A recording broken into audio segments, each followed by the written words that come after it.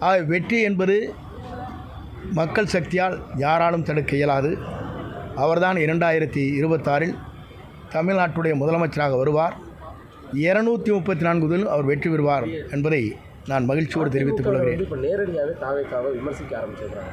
காரணம் அவருடைய தோல்வி பயம். அவர்களை பொறுத்தவரையில் உங்களுக்கு நன்றாக தெரியும், தோல்வி பயம் ஏற்பட்டால் மட்டும்தான் இதுபோன்ற கருத்துக்களை பல பேர் பரிமாறிக்கொண்டிருக்கிறார்கள். வெற்றி பெற வேண்டும் என்று சொன்னால் நேரடியாக திமுகவிடத்திலே பேச வேண்டும் என்பதை பி டீமாக யார் செயல்படுகிறார் என்பதை நாட்டு மக்கள் தெரிந்து கொண்டிருக்கிறார்கள். ஆகவே அதை பற்றியெல்லாம் கருத்து சொல்வது அவரை போன்றவர்களுக்கு நான் கருத்து சொல்ல விரும்பவில்லை. எந்த கருத்தை அவர் வேண்டுமானாலும் சொல்லட்டும்.